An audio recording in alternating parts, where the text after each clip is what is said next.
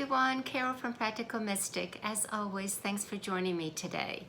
I'm going to discuss why I teach and read reverse tarot cards.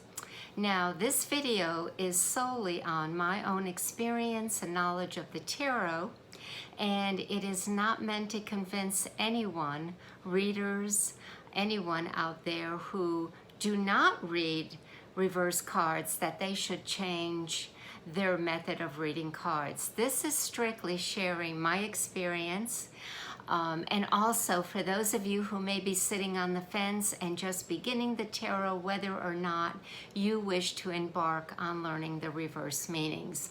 These are my arguments and these are my reasons, and I just thought I would share them with you because I thought they were important. Okay, first of all, why do I teach? Because as a tarot teacher, I certainly do not want to add added stress on my students. But I figure you are undertaking this new schooling, this new venture into the unknown, the tarot, the book of wisdom, the book of knowledge, an ever-ending journey of self-actualization and hopefully transformation, that going ahead and biting the bullet and learning the additional possibly 78 more interpretations, because there's 78 cards, and if you read the reverse, you're adding another 78 interpretations. But certainly that's not all cut and dried and stone, because I really feel that as a reader and as you work with the tarot, all of that gets blended in. That knowledge, that connection, your intuitions, your insights just are right there, and you don't have to worry about, oh, this is a reverse, I've got to do this, this is what it means. It just flows because you have formed this camaraderie, this connection with not only with the tarot, but that information that flows from your higher self as the tarot evolves in you. The tarot changes you, there's no doubt about it, as you study it. Okay, so my first argument is I might as well go ahead and teach my students how to read reverse, and then they can decide whatever they want to do when they're reading for themselves, or if they go on to read for other people, whether they choose to use the reverse meanings or not, okay? Number two, you heard me say that the tarot is a book of knowledge. Some people call it a shrink in the box.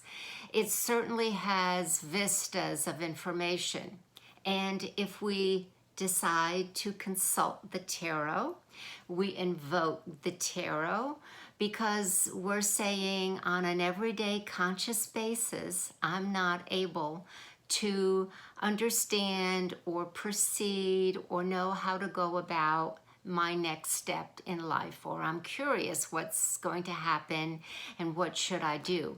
So you are opening up yourself to the tarot, you're believing in the tarot, and you do a reading. You lay out the cards and you see cards in reverse, and here's the question I'd like to address to you. You say to the tarot, no, I don't do reverse, that's negative, I don't understand it, it's confusing. And yes, I get that, but you have invoked the tarot, you are asking it for its guidance, it's giving you reverse cards. If you choose not to interpret them, that's fine, but learn to give the tarot, teach the tarot that you are open to understanding the cards in a particular way, and how you address that is going to be your own personal script to the tarot as you work with the tarot and become one with the tarot. But you may ask it to give you that divine guidance without having to worry about the meaning of the reverse cards as they come up, to give you that insight. And that's part of a programming, and that's part of again, a very personal connection that you have with your tarot cards that you form over the years. So what I was saying is, you ask it for divine guidance. When it gives you a reverse card, you are hesitant or you resist, and I feel that you're not getting that full spectrum of information that the tarot wishes to reveal to you, and that you can bypass that through your own relationship with the tarot that you form over the years. But make sure that you have that intention when you are invoking and getting one with the tarot, as you're getting grounded and centered to open up the cards. Okay, that's my other argument. Now, when I do teach the tarot for my beginner students, again, not wanting to give them a lot of anxiety, and a reverse card comes up, what I teach is, don't worry about understanding the meaning of the cards. What we're doing is we're reading the everyday symbols that you're already aware of. So if we have the Four of Cups come up and it is reverse, then those cups are going to be spilling something out. So whatever cups mean to you and the images on that cards are depicting, then add that reality of how that card image is reflecting back to you. And it's the same way as when you're learning the upright meaning, you're really looking at that image if you haven't really studied the keywords yet and understand what the suits are, the four suits. So I really introduce my students by having as little knowledge when they do a 3-card layout, and let them give me a story. Let them tell me what they see, what that card image is relating back to them, because it's a very personal connection. Remember, we have archetypes that speak to us in a universal way and in a very personal way through our past experience with that archetype. So that's another reason why I feel it isn't that stressful if I teach it in that manner. All right, now lastly, I want to talk about duality. We live in a world of duality, and dualism is that which is in nature everything and anything that has an opposing force. And that opposing force we sometimes label as positive and negative. Well, a positive is something that is active. It is male-oriented. And a negative is something that is receptive. It's female-oriented. So there isn't a bad and a good if you look at it that way. Now, duality works in opposition. It doesn't cancel each other out. It doesn't break down or say you're right and I'm wrong. Oppositions are teaching points. Oppositions are avenues for you to reconcile or to say, I don't see that opposing view, understand it, identify with it, have it in me. But I can see where that might be beneficial to me if, and this is something that I also teach, if I pull back the curtain of our very, very smart ego that puts over our eyes and says, nope, don't look at that, you don't have to, that's gonna bruise you, that's gonna make you upset, that you don't own that, everything is good, you're fine, you don't have to change. If we pull that back and allow ourselves to see that opposing viewpoint, belief system, idea, so the balance point is shown in most systems of divination, and I believe the tarot certainly is one, which is, of course, the reverse cards. Let's look at astrology. Each zodiac sign has a positive and a shadow if you're looking at Jungian terminology. It also has an opposing planet. It has an opposing sign. Each planet has a negative and a positive connotation or lesson to be learned. They all have good and teaching within them. So if you are a Scorpio sun sign, your opposition is Taurus. And Taurus has something to teach you. And Taurus, Scorpio, has something to teach you. And that is the balance point. We find that being depicted in the Kabbalah. You have the pillar of mercy, the pillar of severity, and then you have the pillar in between, the middle pillar, the balancing point. I feel that that is true also in the Enneagram, where you have the psyches, the personalities, the 9 personality types that are all interconnected. So if you're a 9, you have one in you that will help you balance the unbalanceable of the 9 and vice versa. So I look at duality because duality is where we live in the tarot as a reverse card. Now, do I look at it always as a negative part, which a lot of arguments are reading reverse cards are very negative. It's overwhelming. That is true in some of the cards, but I wanted to make a suggestion that not all the tarot cards reverse are negative, and one being this card here, which is the 8 of Swords. And now basically when we look at this card, if you knew nothing about the tarot, you would say that this female possibly is trapped. In fact, the hilts of the swords seem to be touching both of her shoulders, so we really don't know what's behind her, but she's trapped, okay? She's not able to move forward. And we know that it's emotional because she is all within. She has allowed herself to recoil. Now, if this card comes up reverse, those swords possibly can delodge from the soil, especially the ones on her shoulders, behind her shoulders and back, okay?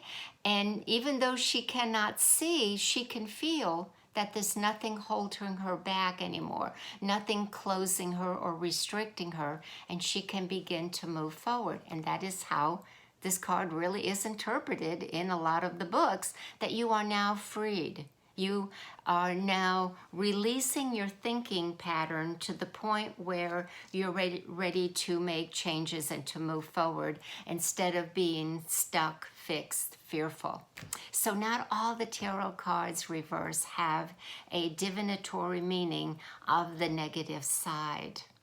Now, the other thing that I find through my experience of teaching and also using reverse cards is, let's face it, we learn best when we really are under sometimes some opposition.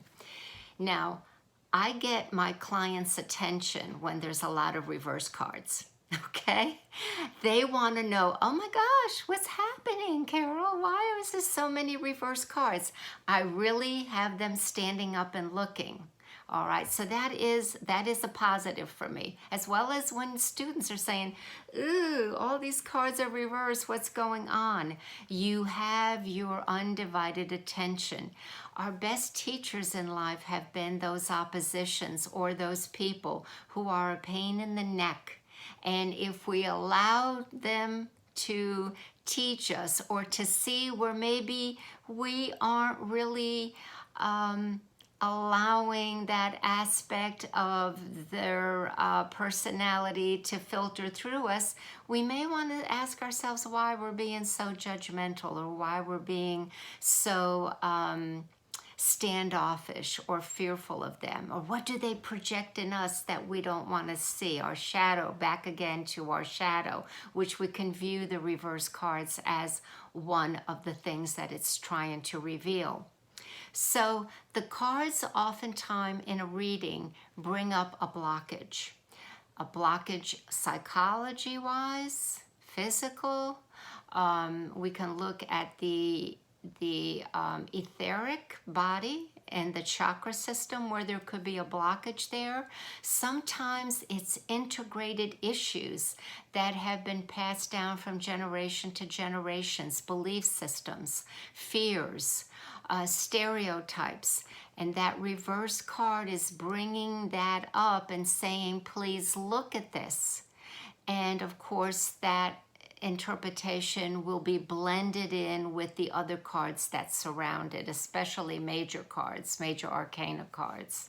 So they are teachers for us. Again, if we just step back and, just like duality, get away from labeling them as good or bad.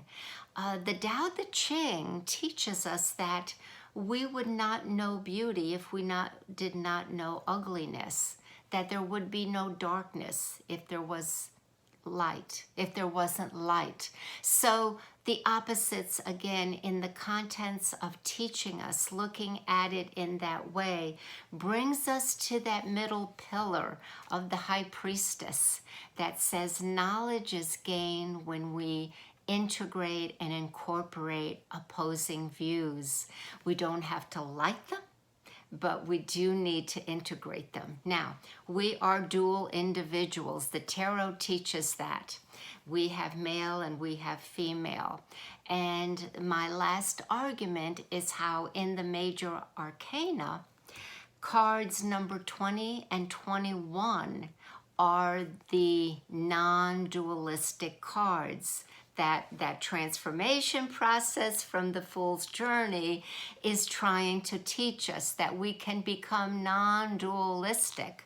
And Judgment number 20 says that, wow, wake up to the fact that you have within you male and female parts, and that you have a higher self, a third self, a super consciousness, so that when you awaken to this, you finally will be free and liberated on card number 21, the world, because now that you have integrated your conscious, the unconscious, with the cosmic consciousness or the super consciousness, you have the world in your hands. You let go of judgment, which is really what duality is, a form of judgment. And you accept, you identify with it, that it is part of the whole. And liberation and freedom is part of that freedom of allowing things to be as they are and accepting those ugly parts of us that seem so hard to sometimes accept. And when you marry them, when you merge with them and make friends with them, they're no longer fearful. They're no longer demons. They're no longer something that you run from. Or are in denial of. So there you go, folks. That was long, but that is my reasons for teaching and for using reverse cards in my readings. And again, there are some wonderful professional tarot readers out there that when they get a reverse card, they are able to interpret magically whatever it is they need to decipher and teach their clients, their quorants, what it is.